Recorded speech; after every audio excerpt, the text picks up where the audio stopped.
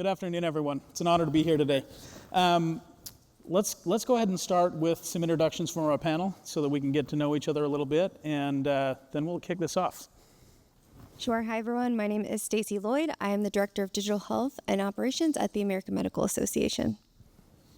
Hi, everyone. I'm Adam Siskin. Hopefully that's the right amount of loudness. I'm a partner at ZS Associates. ZS is the largest healthcare consultancy in the world, and we do a lot of analytics and a lot of AI work in healthcare, which I'm looking forward to talk about.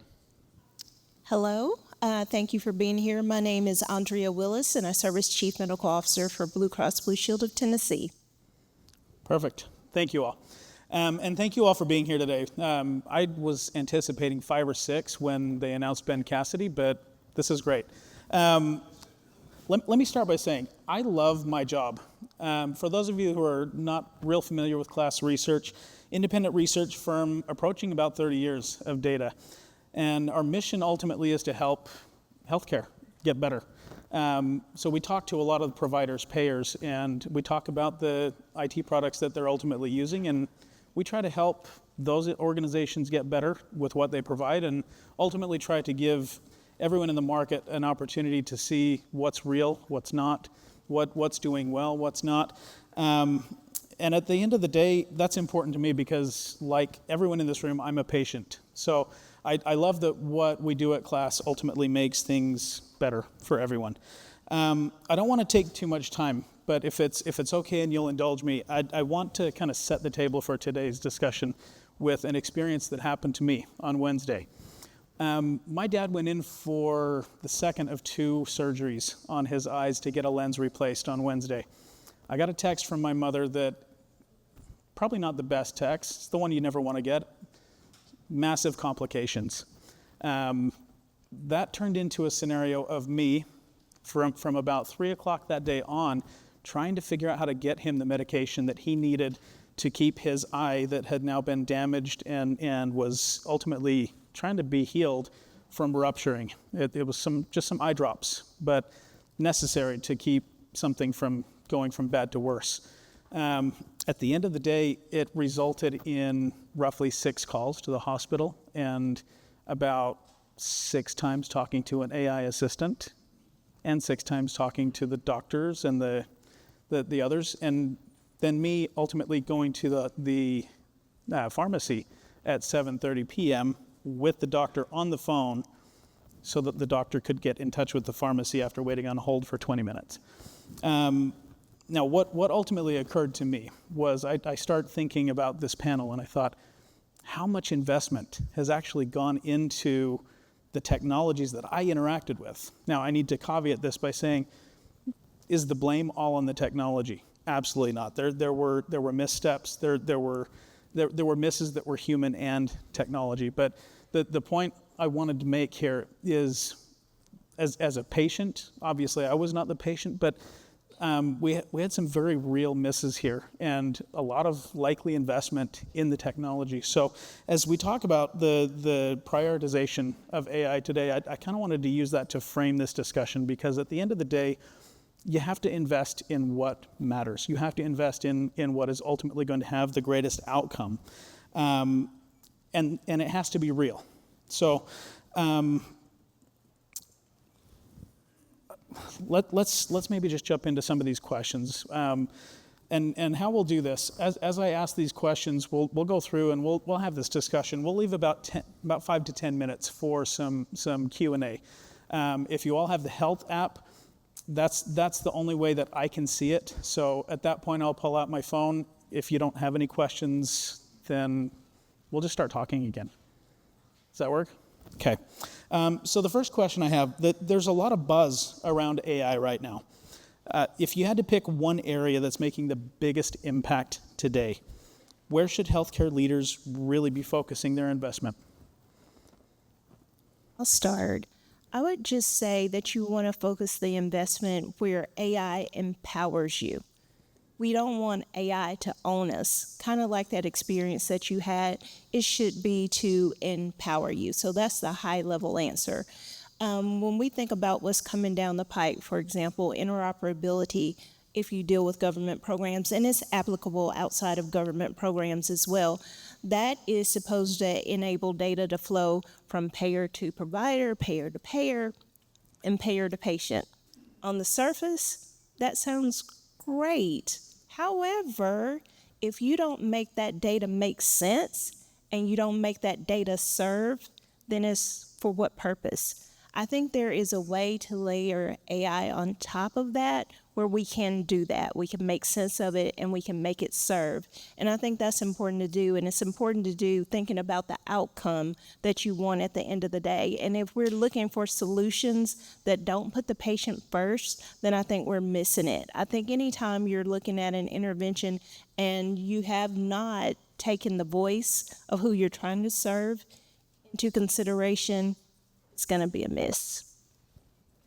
Yeah, I think piggybacking off of that a little bit, I think you need to make sure that you're not implementing AI for the sake of implementing AI because it's, fun and cool thing and it's, what everyone's talking about right now. It really needs to be aligned with, what your organizational practice, company strategy really is and what are the pain points and, the specific areas of need. And maybe AI is the right approach for that. Maybe it's not. Maybe there's something else that would be a better solution for that problem, but it's really important to kind of align those strategies.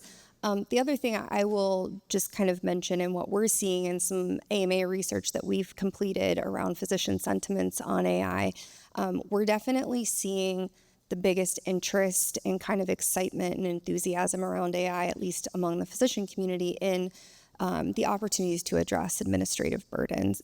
So that's also not only showing up in kind of like what's most relevant right now, what they're most enthusiastic about, but it's actually showing up as well in current use. So we completed that survey originally in 2023, and then again a year later in 2024. And we saw use of AI jump from 38% to 66%, I believe it was, in just a matter of a year. And most of those were really seen in kind of the AI tools that are addressing administrative burden, whether that be documentation, support with in-basket messaging, prior authorization, things like that. So that's what we're seeing among the physician community. I think that's aligned with really solving a core pain point right now in healthcare delivery. Yeah, I agree with that completely. I think I wish the answer was different. Right? I wish the answer was in patient care and patient outcomes. But the starting point is really challenging. We did some research this year to look across the globe around trust and distrust around AI. And what's really interesting is in the US, physicians mistrust AI. The amount of distrust in AI is less than, the amount of trust in AI is less than 40%. In India, it's 97% is the trust in AI. In China, it's 84%. In the UK, it's 60%. In the US, it's less than 40% amongst physicians and their trust in AI. And so why is that? I mean, I'm not going to pass, I'm a Canadian, so I'm not going to pass judgment. It's risky. But that mistrust leads to a lot of barriers. And so where can you overcome the barriers? You can overcome the barriers in areas that are more administrative, where it's not around patient care. It is more around prior authorization. It is more around medical administration, patient administration, areas like that, where it's easier. It's easier, and the burden for being completely accurate is a lot lower. I was in a tabletop discussion not a week and a half ago where, shockingly, the discussion revolved around ambient, which, as we know, is one of those really hot topics right now, really great outcomes, easy to quantify ROI. I had one of the doctors raise their hand and say, I can't get my doctors to even think about ambient. And I prodded a little bit, and it was, well, it doesn't, I don't speak the way I write. So I think we hear that as well, quite a bit. Recent KLAS data that we've collected indicates that while there's a lot of uncertainty in the market right now, as well as shrinking margins, it indicates that there's still a desire to continue to invest, and specifically in AI. So I would argue being able to say we do AI has become table stakes for a lot of healthcare IT vendors. With so many offerings to choose from, what should leaders be looking for when deciding which technologies or partners to ultimately place their bets on? I mean, and maybe I can start. If we build on what we were talking about before around where the low-hanging fruit is around administrative burden, well, where is that administrative burden high and where is the investment very high? If you go back to the late 90s and you think about the travel agency industry was the one that was most susceptible to the technology, to the tech bubble. What's going to be susceptible to the AI bubble now? It's going to be where there's a lot of investment in administrative tasks. And so take one of the kinds of work that we're doing right now that's quite popular is in document authoring. Right, so paralegals, for example, is the role of a paralegal is maybe the travel agency of today. But in the clinical world, if you think about clinical research, the amount of document authoring that goes into clinical trial documentation, informed consent forms, IRB submissions, things like that, all of that can be streamlined. That's pretty easy to streamline so that clinicians and scientists and researchers can spend their time on the research, not on the document that they have to spend their time on. That's a very large investment. Now, that's an easy place to play, but you can't just apply ChatGPT to that solution. You really need to bring in the regulatory environment. You need to use that as an opportunity to drive standardization, to reflect what a provider is doing for their investigator-initiated trials, how they think about informed consent forms, and what the experience that they're trying to. So the technology is really easy to put in place. It ends up taking a 3 to 4 month process to put that in place to make sure that you're focusing on the change management, that you're focusing on the standardization, the consistency, how do you decentralize a centralized process, things like that. So it's a really easy place to start as an example because the administrative burden is high and the wins can be realized pretty quickly. I agree with what you said, and I do think there's some common goals across all of our sectors here. I mean, we want to decrease administrative burden too. So anything that we can put in place to do that is certainly a win. And I think we have to acknowledge that we have to do more with less. I mean, we're certainly in a position where we're having to streamline staffing. So to the degree that that helps us to be more efficient so that we don't create deficiencies by streamlining staff and we augment what we do and even improve upon what we do, I think that's really the goal. Yeah, I don't really have much to add. I think, again, it kind of goes back to aligning that core, those core needs of the organization with what you're selecting. And then I think the only other thing I would note, and there may be opportunity to kind of go a little bit deeper into this as the conversation goes on, but we think a lot about how important it is to have established governance structures in place. So that can help you not only evaluate those solutions, but again, kind of align them, make sure that, you have the right processes in place to really thoughtfully roll these tools out in a way that, will really drive adoption and be meaningful and impact. You read my mind. My next question was actually, when you think about AI in the context of bigger strategic goals, things like improving patient outcomes and supporting staff and cutting costs, how do you connect those dots? How do you put that all together in a meaningful way? I think we've touched on some of the things already. Like I said, when we look at how do we streamline staffing, we don't mean we want to do less. We want to do better with the staff that we have. We want to make sure that for our clinicians, we're letting them work to the top of their license. So can AI come in and support where that's where they get to put their focus? That definitely makes a difference. And to the degree it also aligns evidence-based practice, then that's a win also. So it's teeing up the next best action a lot of times, which is a wonderful thing. Again, you have the human intervention, and I think that's what we keep stressing as well. It augments what we do and can certainly help us improve upon what we do, and that's what we want. But yeah, it's a partnership between the human interaction and the AI. Yeah, and I think the idea is to make the team more effective as opposed to just work towards getting a leaner team. I think there are areas where you can get a leaner team, but again, that's going to be in some of the areas that are not critical to the operations of payer or a provider. And so instead of saying, okay, well, we need to have 10 more people running all the pop health analytics that we're doing, maybe you don't need those 10 extra people. Maybe there are ways that you can combine the people innovation with the technology innovation so that you can do more with less that way, as opposed to feeling like we need to show that we can generate 20% headcount reduction. There are industries where you'll find, and there are roles even within our industry where you can find some of those points of reduction, but that's not going to be where the low-hanging fruit is.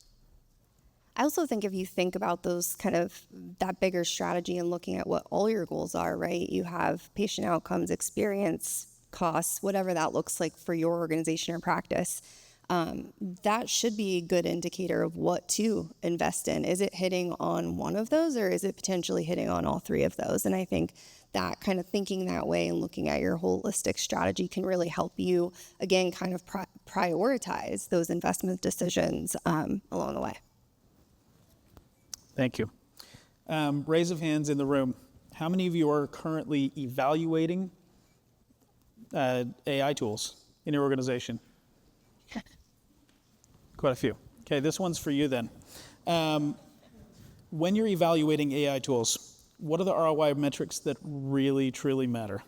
And I'm saying beyond the typical cost-saving story. What matters?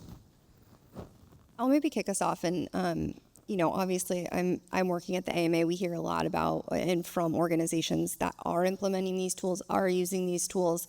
But I'm going to kind of take a step back and think about more of a framework that the AMA has created called the Return on Health Framework, where this really started when we were thinking about coming out of COVID and knowing that telehealth was kind of, and still frankly is, a little bit in flux. And we really wanted organizations to not kind of lose the momentum that we had gained during the pandemic with some of these digital tools and digital ways to provide care. So everyone was kind of worried about the reimbursement perspective, but we wanted to think a little bit more holistically about how we measure impact. So we created the Return on Health Framework to really encourage organizations to think more broadly about what that measure is, what that impact is across different value streams. So that includes patient outcomes, that includes access, that includes equity, patient experience, physician and clinician experience, as well as those kind of financial reimbursement opportunities in operational workflow. So I think when you're evaluating tools and looking at the impact of putting AI in place in various areas, I don't think it always has to be kind of the one thing, really looking at holistically where that tool or intervention can make an impact. I think we'll only continue to kind of build the business case for expanding those tools, getting beyond pilot and things like that. And I also think it will vary by organization and practice. But one thing I think has been really interesting to hear from a lot of organizations, and it kind of struck me when you said like some doctors, and maybe it was you that said some doctors don't want to use ambient tools. Sometimes it doesn't work for them if they have a really good process in place, and that's fine for them. But I think one of the key metrics that organizations at first started to look at or wanted to look at with that was time in the EHR. And what we actually haven't seen is a significant decrease in time in the EHR, but we're seeing less feelings of burnout. We're seeing more joy in practice. And I think that has to do with some of the opportunities for physicians to now be kind of, very present with their patients and not have to remember all of their notes and dictate it even later, right? That's all happening live. So it's improving their experience with care delivery. And then it may also, and I think this is an area of opportunity for study and metrics, but helping to reduce the cognitive load of having to remember all of those conversations they had throughout the day and try to, again, kind of document them later. So I think sometimes, I say all that to say, is I think sometimes we think it's going to be one metric and it may actually not. So thinking a little bit more broadly, I think will be really helpful as we're evaluating these tools. I think as we evaluate too, a lot of times we get presented where somebody's telling you what the home run is going to be. You got to really be honest with where you are. If you're only ready for a single base hit, that's where you need to start. So be honest with where you really are and what you can adopt. And for me, I know as well, I got to figure out what the lift is going to be for my IT team. If it's going to be something where the partner is not able to come in and help us from where we are, and it's going to take a year or 18 months to implement, well, the train's already down the track, and my finance guys are going to ask me tomorrow, when are we going to start seeing a return on investment? And I got to say, well, we're going to get it up in 18 months. That's not what they want to hear. So we do have to think about that. And then we have to think about, if the partnership were to be over, have we gained tools that we continue to build upon? We don't want to be so dependent upon a partner or a product that we're not really gaining the true asset of what AI could be. So I've heard an undercurrent through all your responses just now, and that I'm going to try and summarize by saying it doesn't matter what you build or buy, it only matters what you adopt. Is that fair to say? So we often hear about resistance to these new tools. We've talked about it a little bit today, and especially from clinicians. What's worked the best in helping teams to actually trust and adopt AI solutions? How have you managed that with your initiatives? I'll start. I usually, if we're with someone that'll let us pilot something, we'll have a few people try it out. And a lot of times you want somebody that's enthusiastic about trying it out, and you want a naysayer. So at the end of the pilot, then they can raise their hands, and people pretty much know that they're getting a true assessment of what it is and what it won't do. And so I would say that's a place to try it, because you have to learn who the best messenger is going to be for it. And it's not the people that are trying to bring the tool to you, it's for the people that are actually out there. And again, as we're trying to decide and prioritize what services do we actually need to keep, what can we shed? All of a sudden, I'll say our clinicians all of a sudden, oh, we got to do this. Can AI help us do this? And so then they start thinking about it a little bit differently.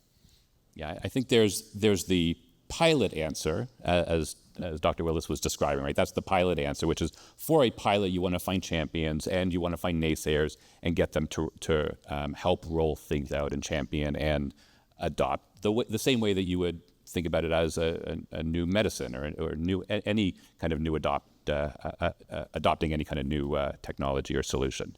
But from an organizational readiness perspective, some organizations are really, really good at getting their entire organization to adopt ChatGPT and getting them used to what AI can do for them on a day-to-day basis. I mean, most physicians are using ChatGPT to ask it about a solution for a particular medical challenge.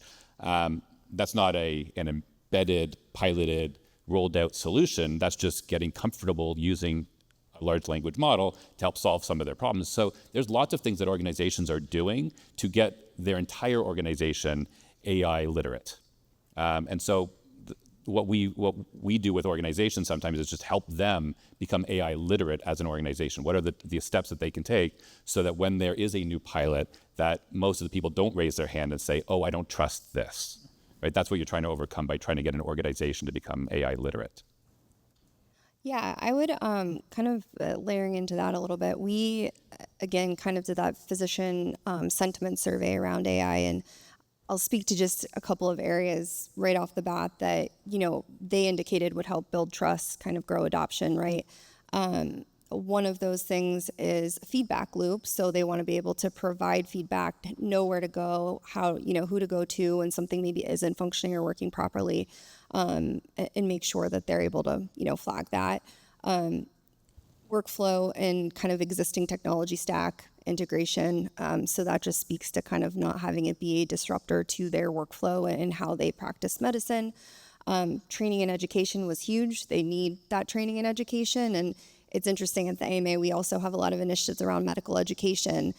So that group is also creating AI education and training, but it's very similar to what just the broader set of physicians and clinicians need at this point, because we're kind of all learning as we go.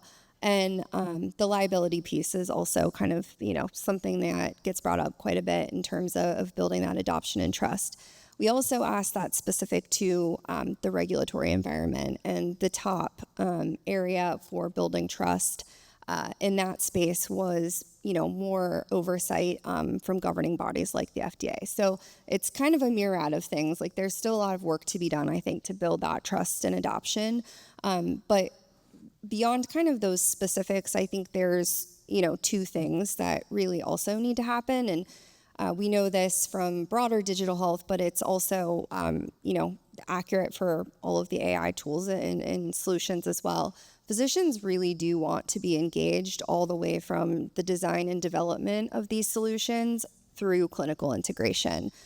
They want to have a voice. They want to be able to be part of the process, the whole life cycle, really, of AI. So that's an area I think that, as we think about including more end users at large too, right? Physicians, but also other types of clinicians that are using these tools, even patients, if these are going to be patient facing, is going to be really important to kind of build that trust. The other area is transparency. And I say that more of whether or not physicians know they're using these tools.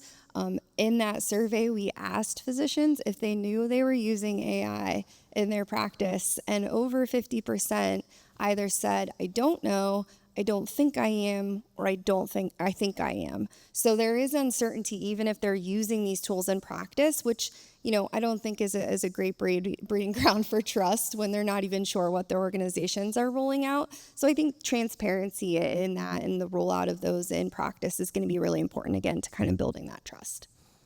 Incredibly insightful. Let's switch gears a little bit. Let's talk a little bit about the risk and compliance and the trust. Bias in AI is a concern. As AI becomes more embedded in healthcare, and especially in the decision making, what kinds of legal or ethical guardrails need to be in place to protect both patients and providers? Yeah, I think the starting point is that if you provide a solution that's going to inform what a patient should be doing, you want to make sure that there's somebody in the middle, right? And the more that the solution scales across many primary care practitioners, for example, the riskier it becomes. And so where we're having a lot of success, I'll give you an example of a project that we're working on now, which is around clinical trial matching. So taking inclusion-exclusion criteria, looking at notes in the EHR and bringing those notes into informing who could be a good eligible candidate for a clinical trial. Now, there has to be a PI who is in the middle of that decision, right? They're not going to bring in somebody unless they know that this patient meets the criteria. Now, we're providing the PI with information that this patient is likely to fit the criteria based off of a Gen AI solution, but that is a very controlled environment where the physician is in the middle, and it's a small cohort of physicians that are in the middle of this. And so that's a good example where you can overcome the trust. So you do need to have a decision maker in the middle of this that isn't looking at 2,000 potential ideas that are being thrown at them, where they say, "Oh yeah, that makes sense. I'll just say yes to all of these things." That's risky, and so you want to control for that risk, because hallucination is real. We know that it is going to produce a wrong answer. We just need to minimize the wrongness, and do so in a way that's putting the person who really understands the right answer in the middle of the decision.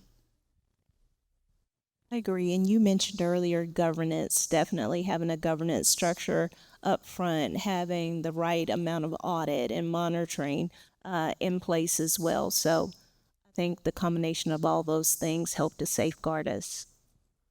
Yeah, I don't think, as of right now, and there's probably a future where this exists, but there aren't really standards around this yet. So what we've really done and we think is very important is, again, kind of training physicians and decision makers in what questions to ask when they're evaluating AI models or tools. We're developing kind of an evaluation framework where we're doing a little bit of here's the questions to ask in terms of if you're looking to bring these tools into your practice, but similar to doing some education also around those AI model cards. So kind of like the nutrition label for AI tools, if you're not given that information, here's some of the questions to ask, because again, we really don't have standards around it. So we want to make sure that the decision makers and physicians are really equipped to be asking the right questions to make sure that the tools, they're getting what they would expect from those tools and they're being developed in a safe and effective way. Amazing. So we are getting close. So what I'm going to ask, if you guys have questions, I'm going to ask one more question to the panel, but while I'm doing that, pull out your phones. If you have questions, pull up the health app and throw some questions in, and we might get through like one, but let's at least try. A really good question. No pressure. Final question here. Looking ahead, how can healthcare organizations future-proof their AI strategy so that they can adapt to whatever comes next, whether that's new tech or regulations? I'll start. I'm going to go back to governance. I think having established governance set up is just going to be really critical to this.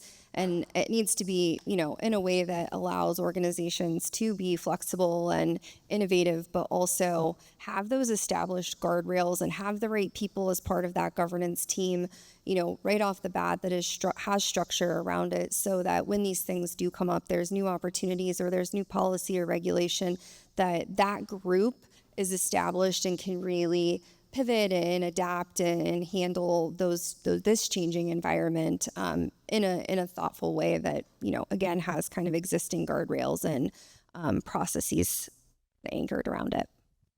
I mean, building on that, I've seen organizations where their CIO or their CEO has said AI is our number one agenda item, and then all of a sudden you see every division within the organization starting to build AI models. Don't do that. That's a really bad idea.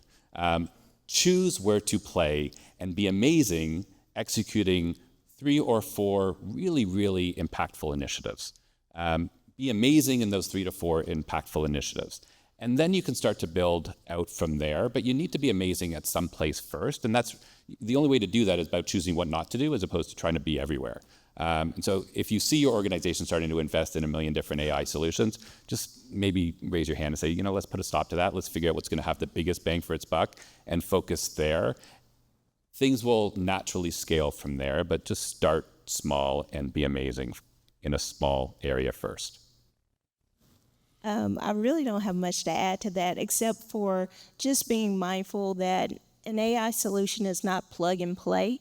And you need to be aware on the front end that what you're building is a framework for where you ultimately want to go. So I think that's the thing that we have to remember all the time, because a lot of times we're told this is the solution for you. That's rarely ever the case. It may be a great starting point, but again, you want to be sure that if your partner leaves, or even if you were to leave, that it is grounded in such a way that everybody can still thrive on what you set up.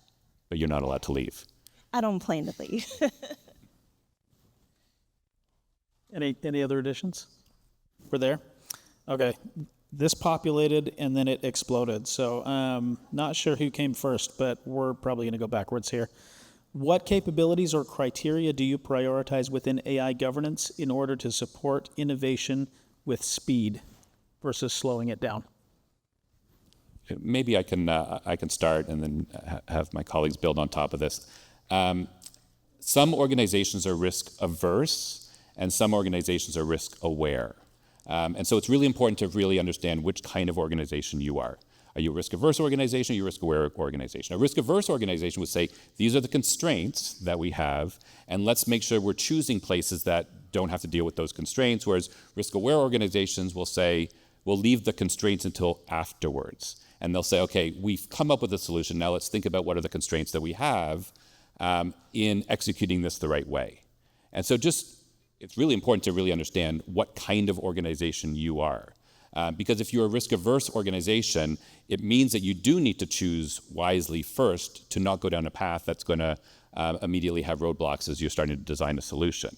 And so the way to accelerate the path is first understand what kind of organization you are, and then to act accordingly.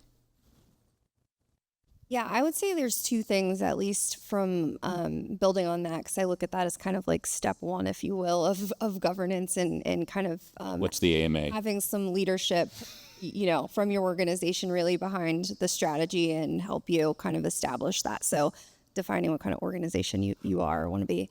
But I would say the two kind of core things that come to mind for me when I think about being able to innovate quickly maybe is having the right definition of value. And I think, again, that's like aligning your organizational priorities. How do you define value at your organization?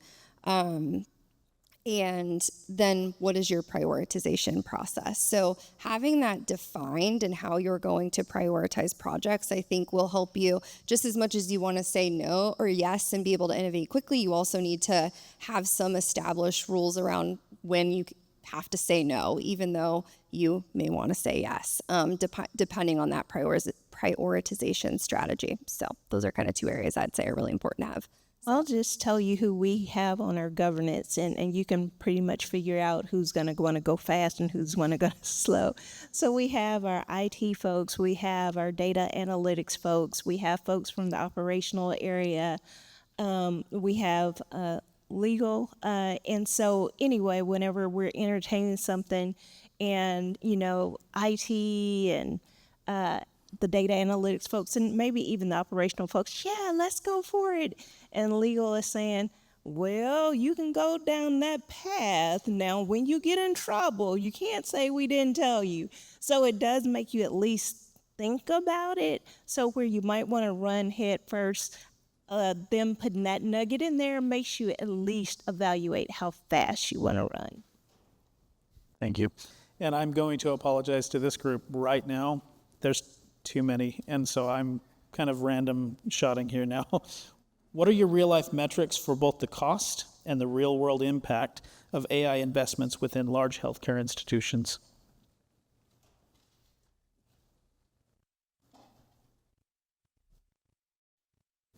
Do you have like a benchmark that you're looking for at BCBS? Like, is there my AI investments need to overcome a certain ROI hurdle? It's not a benchmark per se, but I will say one of the things that we're tying a lot to at this point is around interoperability, because that is something that's going to be nationwide, and we understand, first of all, it's going to be hiccups. Anytime something is rolled out, it's going to be hiccups. But we also understand if you layer AI on it properly, then it could make a huge difference. So we're almost looking at what incremental investment makes this be more than just an exercise, but something that's actually going to impact lots of lives. That's great. Yeah, I would say, again, I think the biggest area that we're hearing strong measurement happening is around the ambient documentation tools. And we've heard it's even become table stakes in recruiting physicians. If you don't offer it as an organization, they're making decisions that way. So I think probably, burnout, like I said, time in the EHR is still being tracked. I don't know if that's going to be like the ultimate measure of success for these tools, but that's where I think we're seeing at least the most kind of defined use case with an associated kind of metric right now. Yeah, we've talked about this before today. It's really all around the specific use case and designing metrics specific to that use case. And so the clinical trial matching example, as I was describing before, it's around patient recruitment. That's the measurable outcome that we're trying to put in place. We want to be able to recruit more patients faster, and so that we have a baseline for that, and we're trying to beat that baseline through this pilot. And so that's very specific to this particular use case. If it's around CPT coding, that might be around having less coders, for example. And so every specific use case will have a very specific outcome, measurable outcome. You just want to define what that measurable outcome is when you're going down the pilot. Very helpful. Looking at time, this is the yes/no question that I was able to find. Does the panel agree that AI is not optimized without PI, which could be process?